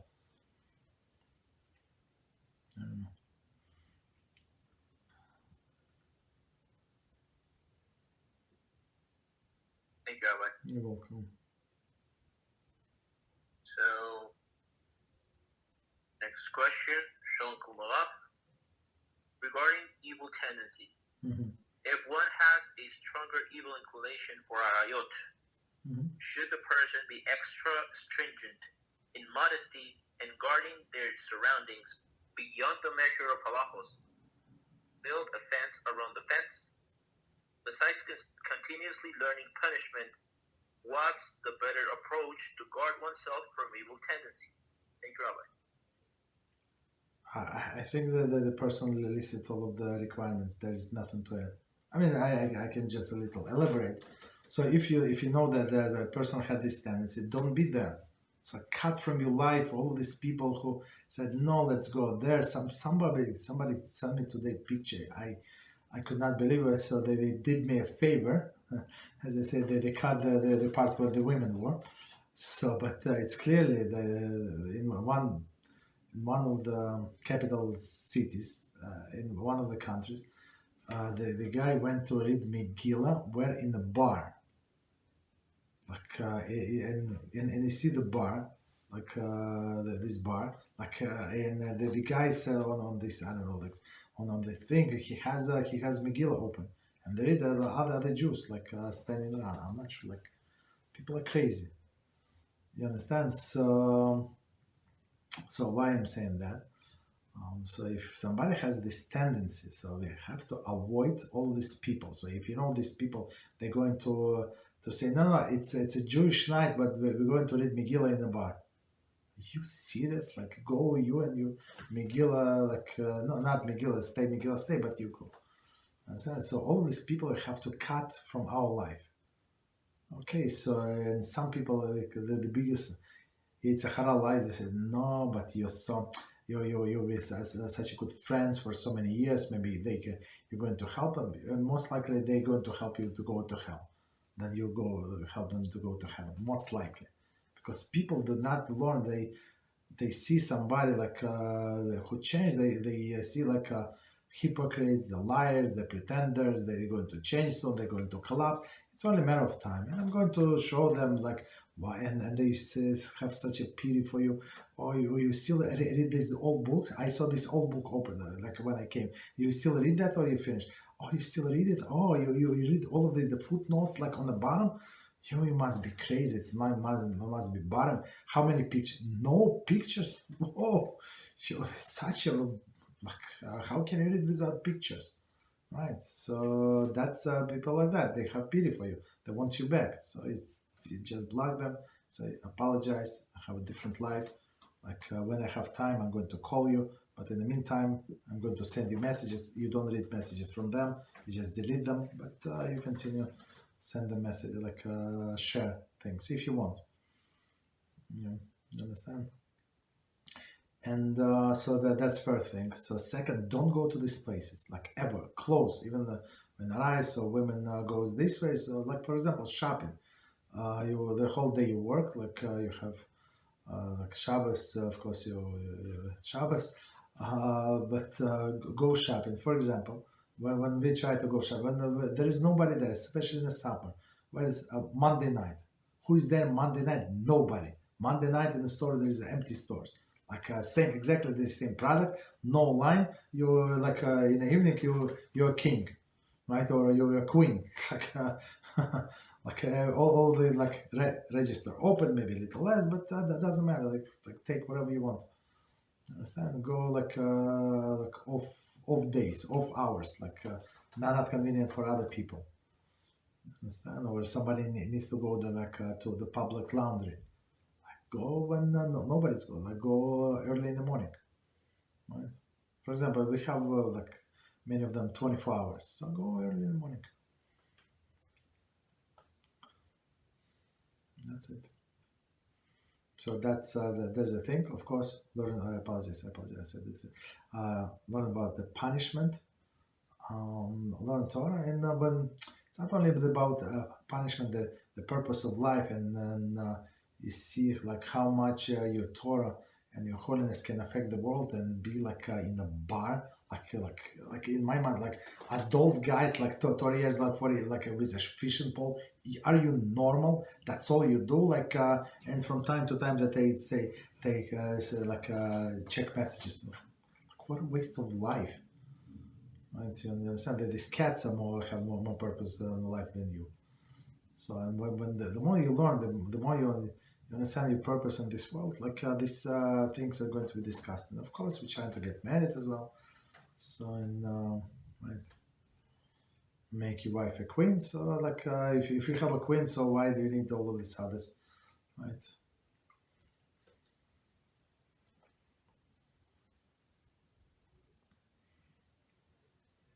Rabbi. You're welcome. So, there's more questions. References. Thank you very much for the love. You're welcome.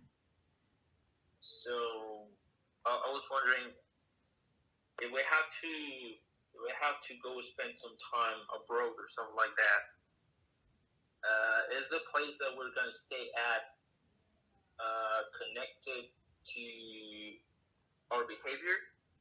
For example, if we are modest people and so on, and if we go spend some time abroad, we would expect not to be in a immodest place, right? Or to end up in a place where we have to, guard our eyes thoroughly. So I was thinking, if we are people that behave in a good manner, so to speak, in regards to modesty and so on, what happens if all of a sudden we're forced to go and stay at a place where it's the complete opposite? Is this because something we did? Is this like a punishment or something like that? Or are there I don't know, I was thinking some sparks that have to be lifted there or something like it. I was thinking, so what would be the thing here? How can we understand this? So, but okay, so you're saying if person was forced to go somewhere, hopefully we're not going to be in this situation. But even if person forced to go to another place, so we try to seclude, to have even in the most modest place, person has no choice. Let's say, so we try to minimize this in interaction as much as possible. Do whatever you can. Okay, so as I said, if it's in my modest place, and it's summer and it's hot and this and that, humid, so try to not to go unnecessarily outside. You understand? Not not to look at the window if somebody honking or something. So, right, so don't do that. So is it possible that it's a punishment? It's possible that is a test. It's not a punishment. About the sparks, that's a good thing about the sparks. Most likely they're going to extinguish our torch. We're not going to make sparks. People, right, yeah. Understand? Even sparks, it's just being there. Just being there. Maybe if somebody needs to see you, they're going to see you. If they're destined to see you, and they're going to interact. So, but we don't go outside and try to make sparkles. We don't do that. We first of all, when we came here, we're responsible for ourselves, then the whole world. Okay, so if you're in the place, you're forced, you try to minimize your interaction, so because you're responsible. You're not going to responsible for all of the not the lost sparks. Okay. They had many opportunities, especially in our generation where they have internet. Understand?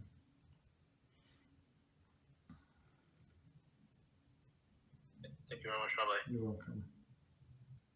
So there's not like some sort of affinity that the person has with the place itself, like because I'm thinking a few years ago I had to go spend like 3 months in I would say it's the filthiest place in the world. Like it's a neighborhood near the Fort Lauderdale area. It's called Wilton Manors. It's filth upon filth. It's filled with homosexuals. So why do you want to go there? So don't go. No, I had to go for some issues that I was dealing with, and some relative had like a property there, and I had to spend like 3 months there. It was like hell. It was horrible. So I thought, okay, I mean, there's some connection that I have with this place whatsoever. Like, what's going on here? Why? I mean, Hashem could have put me anywhere else, but He put me like in the core of the filth of this place. Like, I was thinking, why? Why am I spending like 3 months here? I mean, so that was the thing about this place. So I guess even like if, of course, as I said, if you minimize your interaction with outside world, it's maybe not like at least you get something.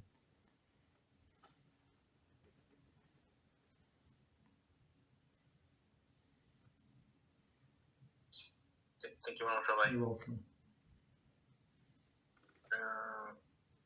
Okay, so I think there's no more questions on the board. Okay, no problem. Yeah. So I have a little Torah for you guys. Quick one today. Class right before that. So listen to this idea. I found it mind-blowing. So it's Talmud Avodah Zarah, chapter page 4a, and it's commentary.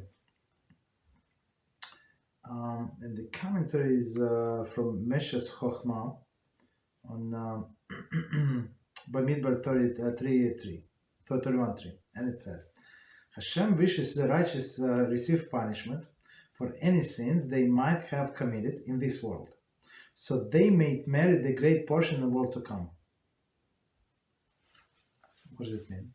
So Hashem wants the righteous people to get only, they want them to take by the hand and get them to Gan Eden, straight. So in order to do that, he has to cleanse them, in this world, cleanse, from their sins. So he wants them to give punishment in this world to cleanse them. So far, nothing new, okay? I think, right? We spoke about it many times. But listen to this and it would be very new. Okay. I mean, it was, for me, it was, whoa! One of these things that the head starts spinning. Listen to this. The righteous themselves, however, are concerned that this would bring dishonor to heaven, inasmuch as the suffering of the righteous caused desecration of the God's name. The righteous people say, look, Hashem, I appreciate you cleansing me, but look, these people around me, they would say, look, okay, religious person, okay, look, he's sick, he cannot have parnosa, this is bad. It's like, I say, who needs to be religious? See, I'm not religious, and I'm doing very well.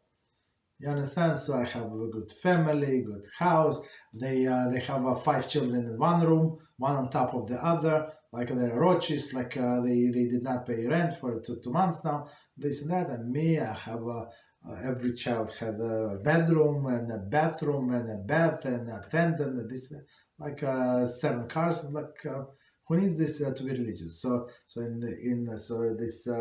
Righteous people say, Hashem, it's like desecration of your name, that you're not taking care of the righteous people, like they suffer. This is the meaning of the concluding phrase, right? That is in regard to me, right? So I mean Hashem, my honor, the righteous think is bad that they should suffer in this world. and the willing to sacrifice the portion in the world to come in order to preserve the honor of heaven. So righteous people, they concerned about Hashem's honor so much. They say, Hashem, let us not to have the all of this Olam Haba that you planning to us, but not because of us. Your holy name is desecrated. And Hashem said, right? Hashem said, right? Right? I mean that's what, yeah. So again, so the righteous think that it's bad, that it should suffer, thinking bad that they should suffer in this world, and willing to sacrifice the portion in the world to come, right, in order to uphold the Hashem's honor. I mean, for me, it's mind blowing. Right? This righteous people. Okay, stop here. Any questions? What you said? That's it. All right. Hello? Yes. Yeah. So friend says, sorry if it's too late for a question. If so, then please save for tomorrow. I already read the question. So go up. What is the Mayim Nukvim? Mayim Nukvim. I don't know if they send me in Hebrew, like later on. Look, Mayim is a water. Mayim Gnuvin Gimel, right? It's a stolen water. The expression is that stolen water is sweeter. So somebody likes stolen. So like there is a forbidden, right? Mintaku, right? So stolen water is sweeter.